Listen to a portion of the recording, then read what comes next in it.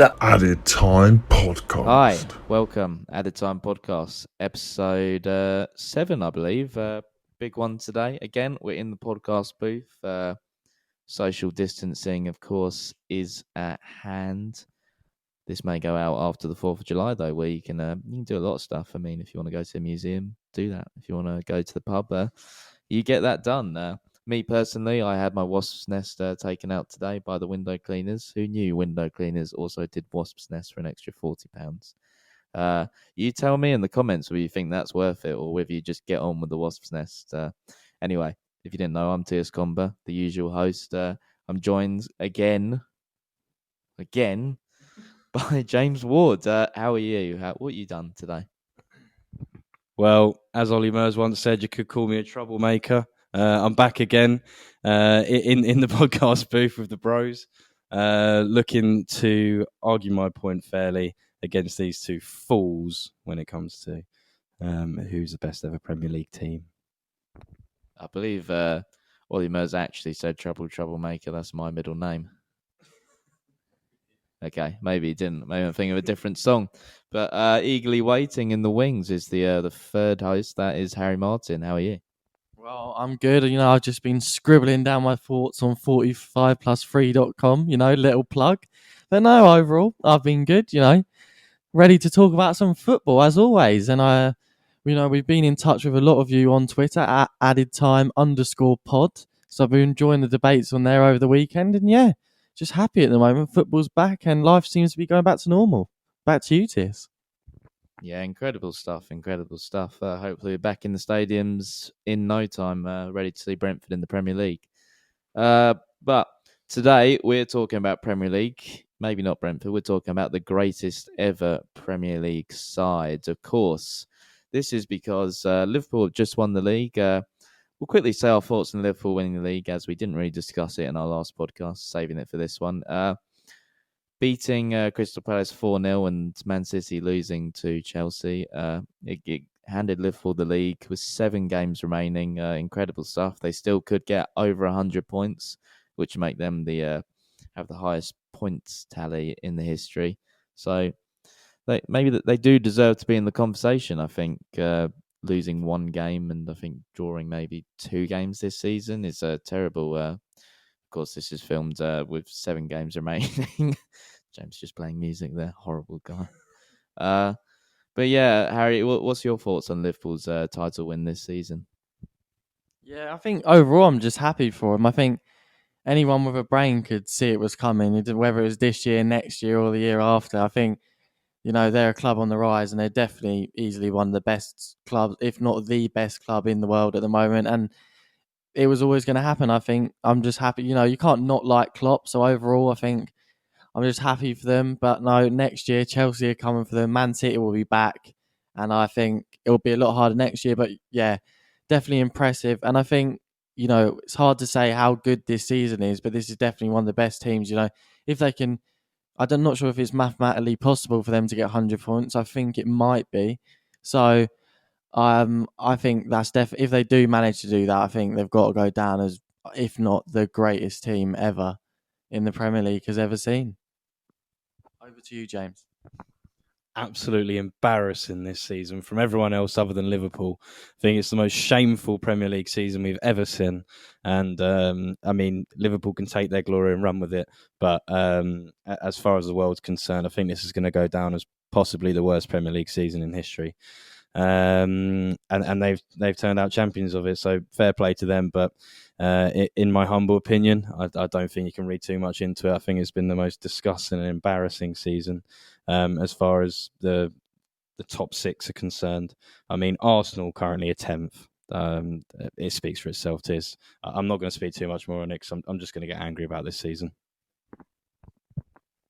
Yeah, so we'll get into our debate now, and what's going to happen is we've actually all got differing opinions on who if it wasn't to be Liverpool, who would be the greatest Premier League team of all time based on just one season. We're not going to do eras.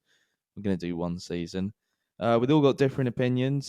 Harry's going to kick us off as his happened the earliest, and I don't even know what football was, I think, at this age. I'm not that young. Don't hate me. But Yeah, Harry, who do you think the biggest challenger to Liverpool would be? Well, I just want to cast our minds back to 0405. What a beautiful era in life.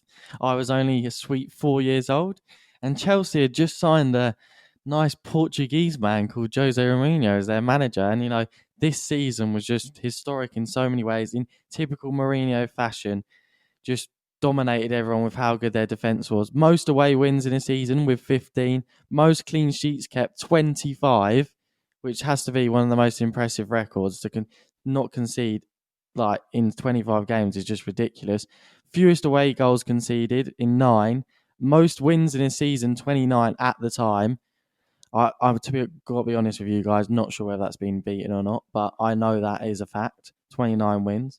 Fewest goals conceded in the season with 15. Only conceding 15 goals in a season is just ridiculous. I think it was just testament to how good that partnership was with Terry and Carvalho.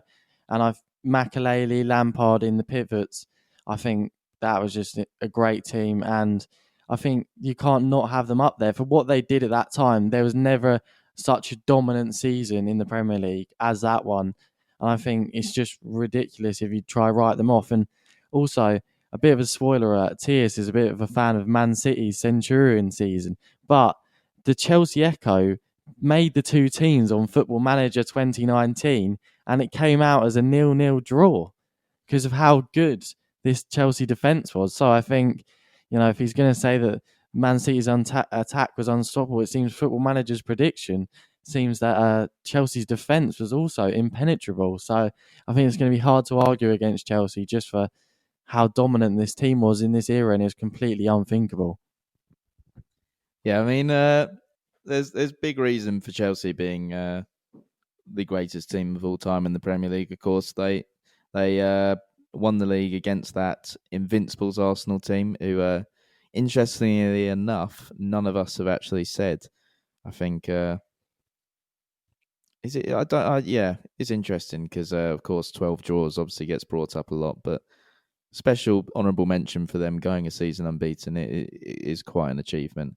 But obviously, they had them to contend with. They had a Manchester United side who they kind of dropped a bit, and they were on the rise. As we saw, they won 3 back-to-back Premier Leagues at the end of the decade, and that nicely segues into James in a minute. But Harry, comparing them to Liverpool, what we'll do is we'll compare the spines of the team and who do you think's better. So we've got Petr Cech or Alisson. We'll go John Terry or Van Dijk. Lampard or Henderson.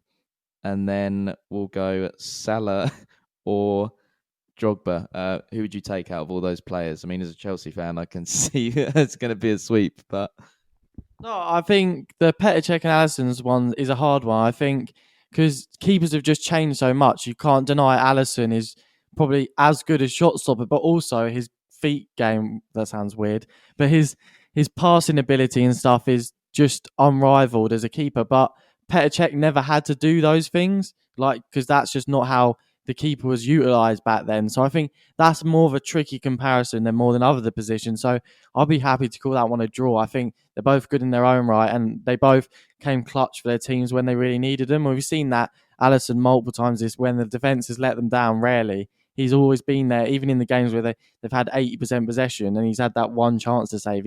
So I'm happy to call that one a draw. But Van Dijk and Terry this one's ridiculous. Terry's just been good for over a decade. I think Van Dijk has potential to be as good as Terry, but how you can say Van Dijk's better now after 2-3 good seasons, you can't even compare it. He wasn't on this level when he played for Southampton at all, and Terry did it for a decade. But Van Dijk's, I'm not saying he's not got potential to be as good as Terry, but saying he is already is ridiculous. I think it's unfair. And Henderson v Lampard, come on, that is just it's just ridiculous. Lampard had over 10 goals and assists in 10 seasons in a row or something. He's easily one of the best midfielders of his generation. I think Henderson, he may not be as good a player, but he's definitely a better leader. I'd give him that. And that's what he does for Liverpool. I don't think he's the most talented player. I think he's slightly overrated. But what he is rated for is how he pulls that Liverpool team together. So that one just has to be Lampard. I think most people would agree with me there. And I think Salah and Drogba a bit of a weird comparison, but yeah, I don't know. That is a bit of a weird one. Salah, I think if I was going to pick someone that I think, I'm not sure about Salah, but I would say Mane probably is. For me, I think Mane is their best attacker. I think Salah can go missing. He's a bit greedy at times. We've seen that where Mane, they've wanted him to pass and he hasn't passed. So I think I'd go for Drogba, but I would also say I think Mane's better. I really like Mane. I think he's Liverpool's best player. And I think he just does everything. He works hard for the team on both ends of the pitch. He's great at assisting, great at scoring. I think I prefer him over Salah. So if I was going to make that comparison, that's what I'd say. Quick question. Did Chelsea win any other trophies that season? I think we won the League Cup, if I'm not corrected. Semi-finals of the... No, I'm pretty sure. I don't... You know when you say something and you're not like 100% because you don't want everyone to mug you off in the comments. But I'm like 99% sure that is correct. And we got to the semi-finals of the Champions League as well. And I think we were runners in... No, we were definitely runners up in the FA Cup. And I think we won the League Cup and we were semi-final of the... Champions League. But I think if we're just talking about the Premier League, I don't know why that matters. If we're just talking about a stellar Premier League season, but then maybe we're overlooking Arsenal if we're just talking about the Premier League, because that they did dominate and they were unbeaten. So yeah, I don't know whether does that even matter. Yeah, I think it can be used as something to back up your point, which I'm sure James is going to be it's going to be his only argument. But we'll get into it. I think I'd have to... it's a hard one, Liverpool or Chelsea. It is a hard one. I think Chelsea defensively definitely are the best Premier League team of all time that season. But it's hard. It's hard. But we'll go on to James's pick for the best team of all time in the Premier League. Yeah, James, go on, enlighten us. Just going to start my point by saying, imagine disagreeing with what I'm about to say. Harry's points are all valid, but at the end of the day, the team I've gone with is United of 07-08. And in that United team, there's probably 7 players in there that are the best players in that position of all time in the Premier League. Van der Sar, the best number one the Premier League's ever seen. Ferdinand and Vidic, arguably the best 2 centre-backs the Premier League's ever seen. Patrice Evra, one of the best left-backs the Premier League's ever seen, especially in his Manchester United days, was formidable. Ryan Giggs, one of the best wingers the Premier League's ever seen. Paul Scholes, in my opinion, the best midfielder the Premier League has ever seen. Cristiano Ronaldo goes without saying. And then Wayne Rooney as well, my all-time favourite player, not only for what he's done for England, but just the way he used to play and his personality as well. Really enjoyed watching Rooney play back in the day. And like Tia said, one of my main points is going to be the Champions League. That Champions League run was incredible, and to finish it off by beating Chelsea, Harry's beloved Chelsea, on penalties in the final was just fantastic. So yeah, I just think that. Like I said at the start, imagine disagreeing with my point, basically. Okay, so I'll throw it to the argument here. Manchester United, points-wise, that season, I don't think they can compare with our 3 things on 87 points that season. And also, I'll throw this to you, James, the Champions League that season. Was that maybe one of the easier years to win the Champions League? If you look at the competition, we had a Barcelona side who were just about finding their feet, as we saw with the next year. It was Pep Guardiola's early days. You know, Messi was just about becoming the best player in the world at that time. So maybe they weren't quite the challengers that they are now. You look at Real Madrid, they were an absolute shambles in those days, never really challenging for anything like that. Bayern Munich, the same again. They're not the team they are now. So it was basically just the Premier League teams. If I'm right in saying it was 4 Premier League teams in the semi-finals that year? It was Roma as well. Okay, yeah. And yeah, so I think that may have... yeah, what do you think of that? Couldn't disagree more, Tiers. Could not disagree more. The final alone speaks for itself. What a tough challenge final that was. Chelsea took them all the way to the end, and United obviously came out on top with one of the most impressive final performances I've ever seen. to discredit the Barcelona team like that, saying it was just Messi and he was just coming into his own then. Well, what was Ronaldo then? Because they've been neck and neck for the whole time they've been playing. And, well, Ronaldo almost single-handedly won them that Champions League. I think the disrespect to Puyol, the Xavis, the Iniestas of this world, to be honest, I think you should wash your mouth out here. So that's a disgusting comparison there. I think United probably the best team in history across Europe that season, not just the Premier League. So, quick memo, you're saying the other teams were weak, or were the Premier League teams just so good? Like, you're acting like the Premier League teams were bad and the other ones were just worse. Whereas I think the Premier League teams were just in their prime. Premier League was dominating Europe, and that's just how it was. So I don't know whether it was easy or they were just that much better than the competition. The competition caught up in the coming years, but I think that's the main reason Premier League was just on top. Yeah, that certainly is a factor. I mean, I don't think anything came close to the Premier League at that time, but I think now all leagues definitely have a shout for being the best league at the moment. So if you look at teams like Liverpool and Man City at the moment, they have to compete with leagues being good all round. James, bringing it back to Liverpool, how do you compare the two sides? Of course, defensively, attackingly. What do you think? Incomparable defensively. Like I explained previously, the two best centre-backs, particularly as a partnership that the Premier League's ever seen. Van Dijk alone is fantastic, but I don't think he's as good as either of the two. So Ferdinand or Vidic, don't think he comes close, to be honest. And then in his partnership, whether it's Matip, Lovren or Gomez, don't even come close.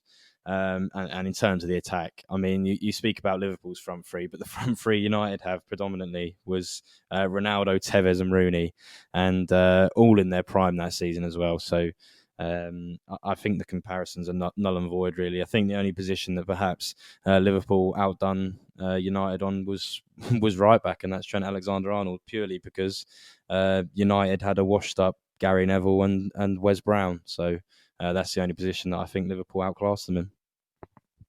Okay, it's a tough one. I can see you're passionate about your United 07-08. So we'll throw to the floor the final team that I think should be in the conversation, and that is Manchester City 2017-18, the Centurions, of course.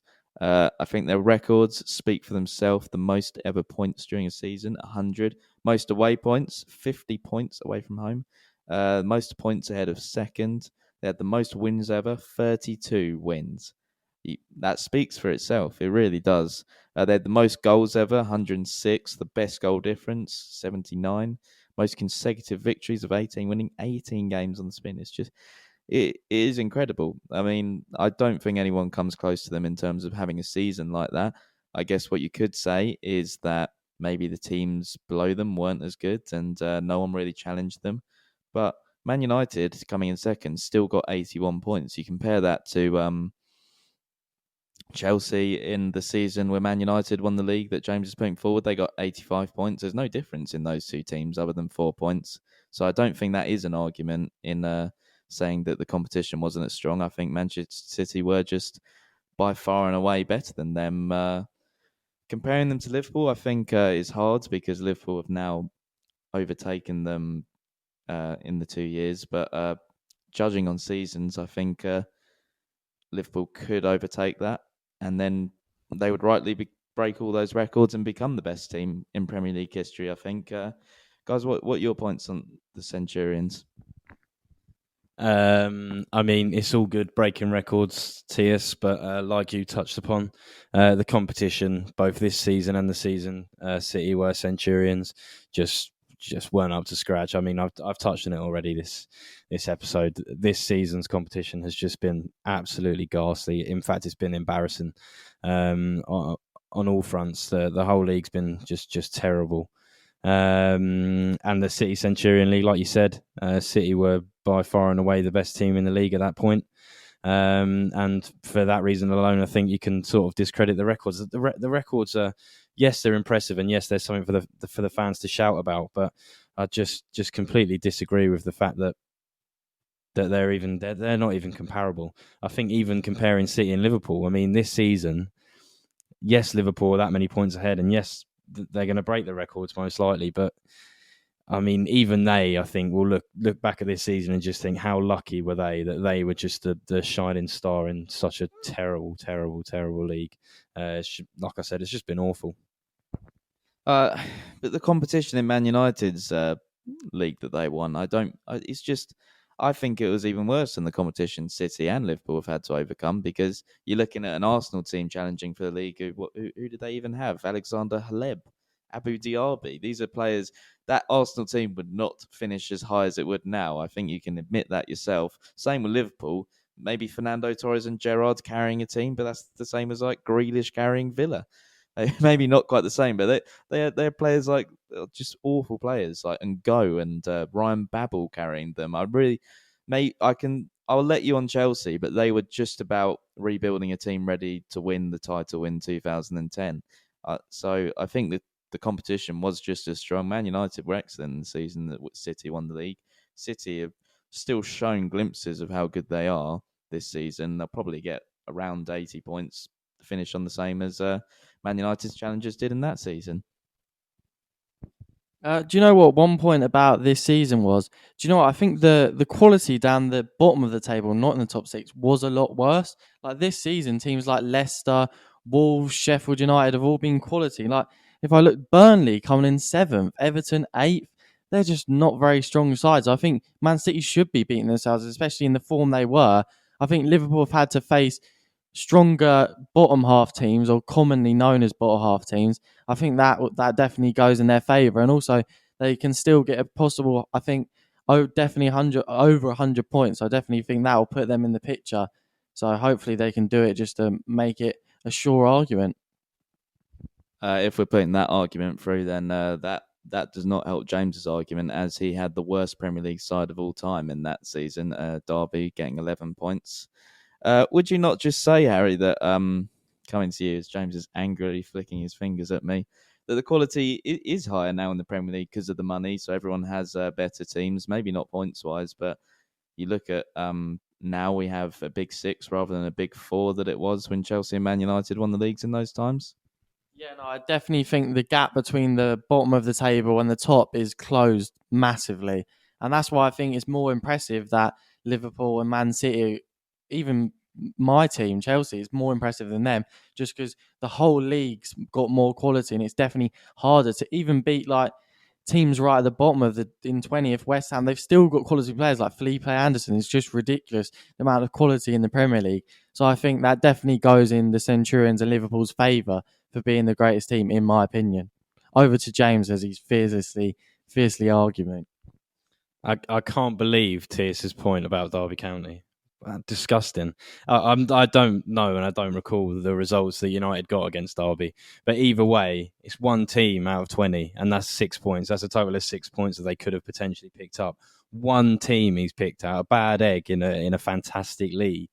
I mean, if that alone doesn't discredit Tierce's whole argument throughout the episode, then I think you guys need to take a long, hard look at yourself, just as he does. Just a quick point on Derby. I just want to say all our thoughts are with Andre Wisdom. After last night, he was stabbed and robbed. And added time, just want to say we're thinking of him. He's in our prayers. And yeah, that was just a quick note as we were talking about Derby County. Yeah, so I think we'd all got points here. I think let's all try and be open-minded now, and let's try and looking away from our teams who we think gets the vote. If you can't vote for your own team, for me it would be between Chelsea and Liverpool.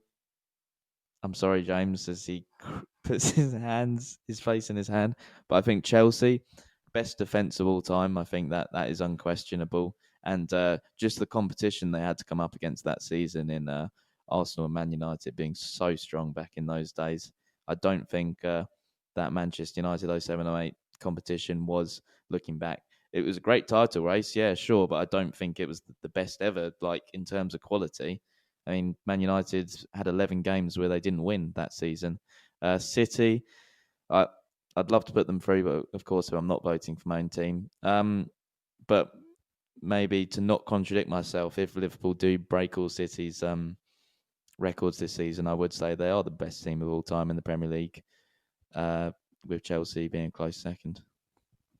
Obviously, as I can't vote for my own team that I've chosen. I'm going to go for Liverpool only if they do break the records, and they've definitely. I don't see why they shouldn't. If they just keep playing a strong team, they should do it with ease. So I would gonna have to submit and say that I would if they do complete all the records that Man City had. I think you just can't argue that they're not. I think both your arguments are really shallow in regards to the records. I've touched on it multiple times this episode. This league season has been disgusting. The records are null and void. I mean, it's like playing against Championship League One clubs at times this season. The way Liverpool have stomped the league, yes, it's impressive, but like I keep saying, the league's been embarrassing. Whoopie-doo, we got records against kids essentially. But if I was to pick a team that I think are the best out of the ones that have been suggested and isn't my the team I put forward, then I would probably go for that Chelsea side. Like the boys have touched on, I think they were in the most competitive league at the time, and also coming close in the other competitions. Although I know we're talking about the Premier League, they almost won all four. They got very close to the other two that they didn't win. So I probably would go for the Chelsea team. I'm not even going to put Liverpool in my top two. If I was to pick out the other two, then I would go Man City. I just think this season's been disgraceful. Well, counting up the votes there in the palm of my hand, I think we have a winner as conditional Liverpool if they do break 100 points and stuff like that.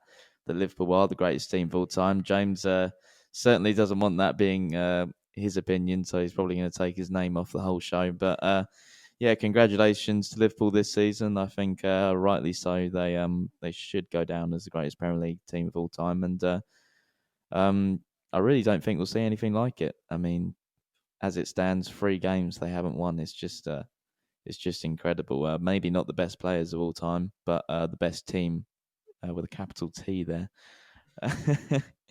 But yeah, but I think the heat of this debate has been excellent, and I think this is potentially sparking a greatest Premier League team of all time 11, which would definitely get some sparks flying, certainly from James if he's going to go for 7 Man United, 7 or 8 teams. But again, thanks for listening. Stay with us. We love you.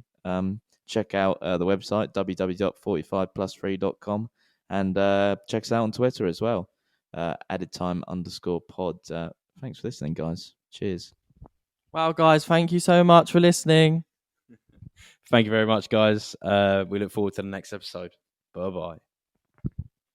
Yeah.